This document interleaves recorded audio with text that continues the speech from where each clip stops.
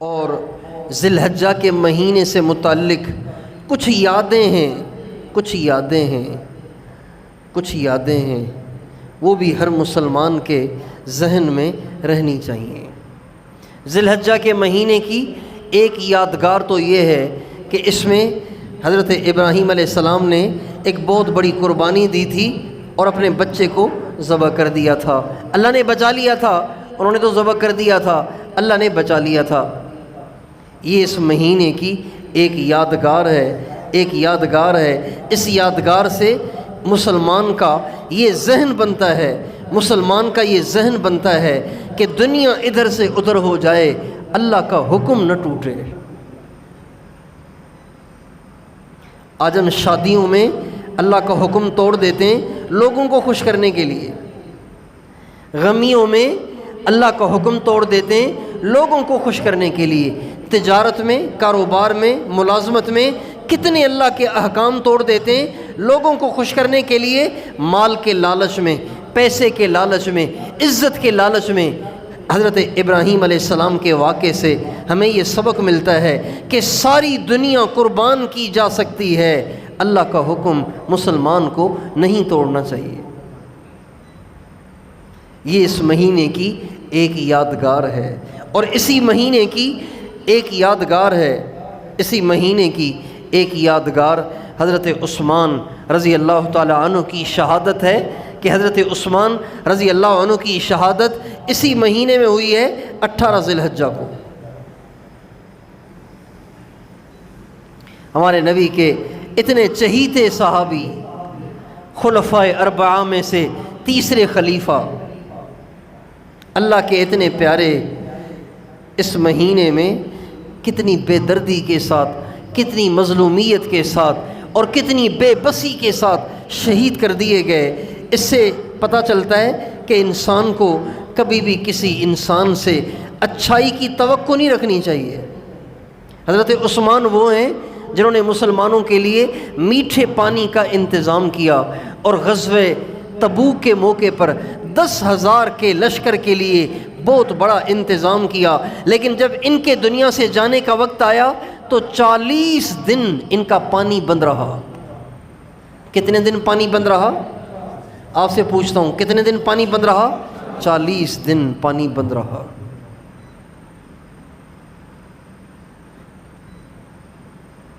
کھانے کے لیے کچھ نہیں، فاقے پر سحری، فاقے پر افطاری، اس طرح انہوں نے اپنی زندگی کے دن گزارے، اور بے بسی اور بے دردی کے ساتھ 18 ذی الحجہ کو شہید ہوئے۔ اور اسی مہینے کی ایک یادگار ہے، وہ خلیفہ دوم امیر المومنین سیدنا عمر فاروق رضی اللہ عنہ کی شہادت ہے، وہ بھی ذی الحجہ کی ایک یادگار ہے۔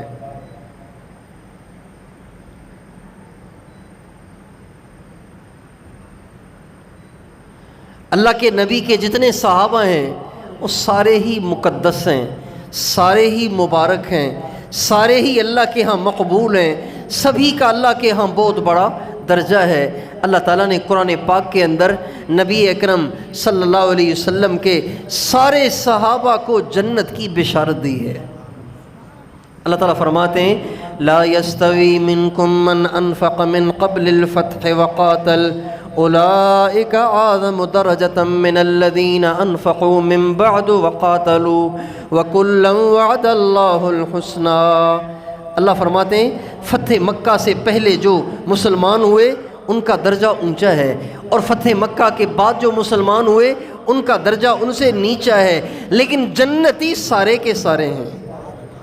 ہمارے نبی کے سارے صحابہ جنتی ہیں، اور یہ واحد جماعت ہے صحابہ کی جماعت، واحد جماعت ہے صحابہ کی جماعت، واحد جماعت ہے کہ مرنے سے پہلے اللہ پاک نے ان کو بشارت دی کہ میں تم سے راضی ہوں۔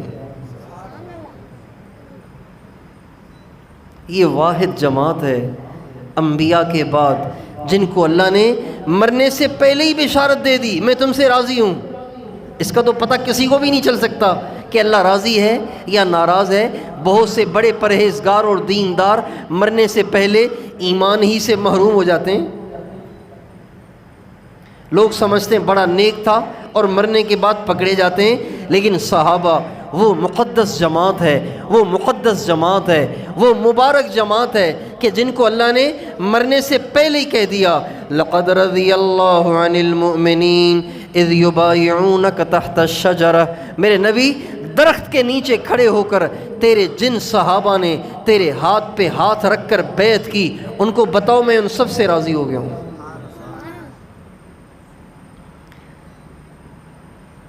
والسابقون الأولون من المهاجرين والأنصار والذين اتبعوهم بإحسان رضی اللہ عنہم ورضوا عنہ۔ اللہ سارے صحابہ سے راضی ہو گیا اور صحابہ اللہ سے راضی ہو گئے۔